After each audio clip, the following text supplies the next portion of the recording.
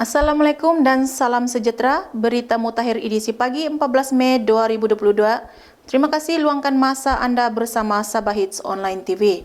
Saya Rabika Libau, tajuk utama pagi ini. Di Pitas, rumah kedai akan dibangunkan. Plan anti rasuah dilancarkan. Bahasa ibunda perlu dipelihara.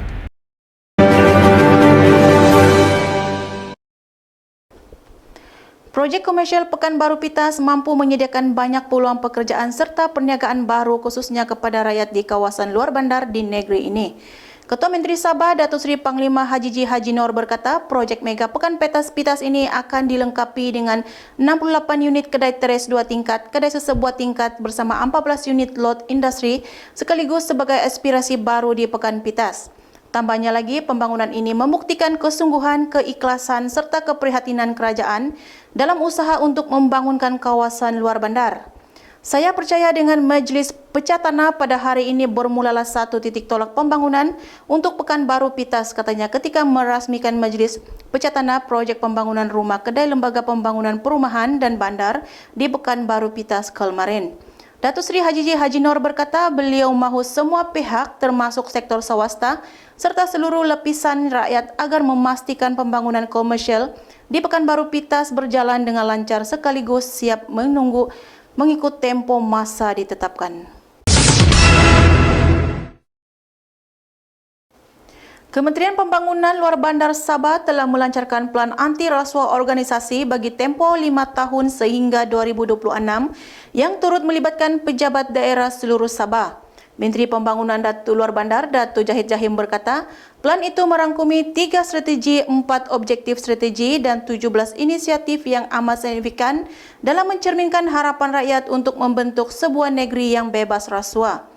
Difahamkan plan itu juga akan dapat membudayakan warga KPLB Sabah kepada ketulusan, accountability dan nilai integriti yang tinggi. Selain itu, plan ini juga dapat menangani isu govern, integriti dan anti rasuah dalam kalangan warga kementerian dalam pejabat-pejabat daerah di samping undang-undang yang membolehkan tindakan diambil terhadap pegawai-pegawai yang sengaja menyebabkan keterisan pemborosan atau pembaziran dana kerajaan demi kepentingan peribadi.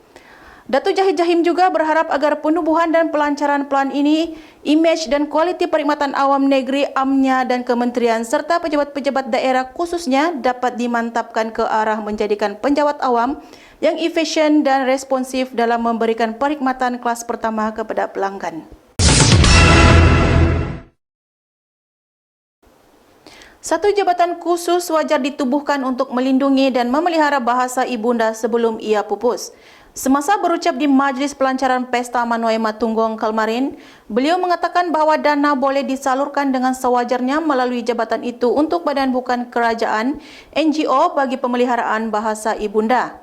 Sementara itu, Datuk Seri Dr. Maximus Ongkili turut menyokong gesahan Presiden Persatuan Kebudayaan Kadazan Dusun KDCA, Huagan Xiao, pemimpin tertinggi Tan Sri Joseph Pairin Kitingan untuk bulan bahasa etnik bagi mempromosikan dan memelihara bahasa ibunda Sabah. Datuk Seri Dr. Maximus Ongkili yang juga timbalan Presiden KDCA dan pengurusi KDCA Kota Marudu berkata pertandingan berkaitan Kadazan Dusun Murut Rungus akan dianjurkan untuk mempromosikan bahasa itu di kalangan golongan muda. KDCA Kota Marudu akan menganjurkan beberapa pertandingan antaranya ucapan, bercerita dan perbahasan semuanya dalam bahasa KDM. Kami berharap ini bukan sahaja menggalakkan tetapi mencetuskan minat golongan muda untuk mempelajari bahasa itu, katanya. Kita kembali selepas ini. Hai kepada yang berbakat di luar sana, kami di Sabah Hits kini sedang mencari seorang penyampai berita yang fasih berbahasa Melayu, berminat dalam bidang kewartawanan. Serahkan bakat anda di Sabah Hits Online TV. Mungkin anda adalah yang kami cari. Untuk maklumat lanjut, boleh menghubungi kami teruskan nombor yang tertera. Jangan malu, jangan segan, tunjukkan bakat sebenar anda. Saya Rabika Libau, Sabah Hits Online TV. 994 juta telah dirampas, masih berpeluang bagi menaiki penyelesaian isu kedatangan tanpa izin. Pada kali ini demikian mengambil. Bertemu kembali. Mangsa banjir di Tenom dan Beaufort terus mencatat penurunan apabila hanya tinggal 707 mangsa ditempatkan di Pusat Pemindahan Sementara PPS. Berdasarkan laporan Jawatan Kuasa Pengurusan Bencana Negeri JBPM Sabah, mangsa yang terlibat adalah terdiri dari 323 ketua isi rumah KIR dan ditempatkan di 7 buah PPS. Menurut laporan kemarin, PPS yang masih dibuka di Tenom adalah di Dewan Mini Jinum, Rumah Kebudayaan Batu-Batu, Rumah Kebudayaan Pantagon Saga, Dewan Kampung Kalang Kanar dan Dewan Terbuka Kampung Saga. Manakala bagi daerah Beaufort pula, sebanyak 2 buah PPS masih dibuka, antaranya di Dewan Selagon dan Dewan Datu Sri Panglima Dun Banir. Laporan yang direkodkan sehingga jam 8 pagi adalah melibatkan 355 mangsa di Tenom dan 352 mangsa di Beaufort. Bilangan jumlah mangsa banjir yang terjejas akibat banjir semakin berkurangan selepas penurunan air banjir mula surut sejak semalam.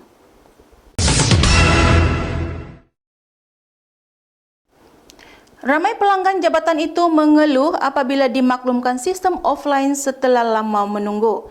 Ketua Pemuda UMNO Sabah IR Abdul Aziz Julkarnain yang menjadi antara mangsa keadaan itu berkata beliau hairan bagaimana sistem pembaharuan paspor jabatan itu boleh tergendala atau offline. Katanya Jabatan Imigresen Sabah perlu memberikan penjelasan punca berlakunya masalah itu sama ada disebabkan gangguan jaringan sistem dengan Putrajaya atau hanya berlaku di negeri ini. Beliau juga berkata banyak masa terbuang disebabkan terpaksa berbaris panjang dan tambah merugikan apabila urusan tergendala atau tidak dapat disempurnakan disebabkan sistem jabatan imigresen yang offline. Abdul Aziz berkata sebagai pelanggan, beliau bertanggungjawab untuk berkongsi masalah itu kepada orang awam agar perkara seumpama itu tidak berlaku lagi. Katanya, amat merugikan masa proaktif orang ramai yang berurusan dengan jabatan kerajaan terbuang disebabkan sistem penyampaian yang bermasalah. Tegasnya, jabatan kerajaan perlu meningkatkan lagi kecekapan pada masa akan datang.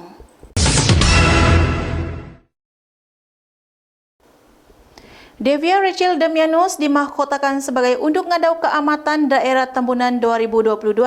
Timbalan Ketua Menteri merangkap Menteri Pertanian dan Perikanan yang berhormat Datuk Seri Panglima Dr. Jeffrey Kitingan menyampaikan hadiah kepada pemenang pertama dan kedua Unduk Ngadau Keamatan Daerah Tambunan.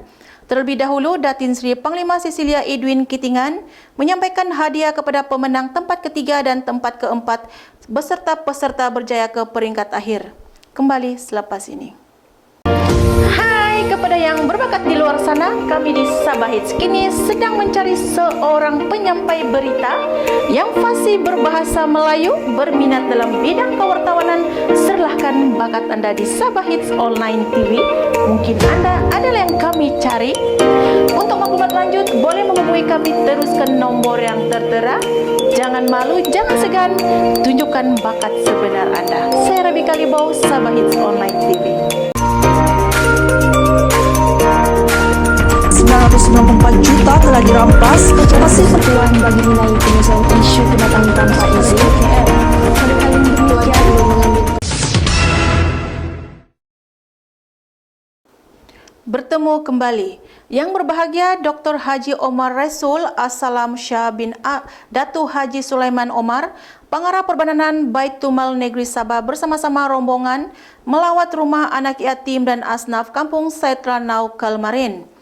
Lawatan ini bertujuan untuk mengenal pasti keperluan fasiliti anak-anak yatim tersebut. Beliau telah bersetuju akan menyumbang sedikit keperluan dari segi fasiliti dan lain-lain untuk menambah baik rumah anak yatim Kampung Silat Ranau.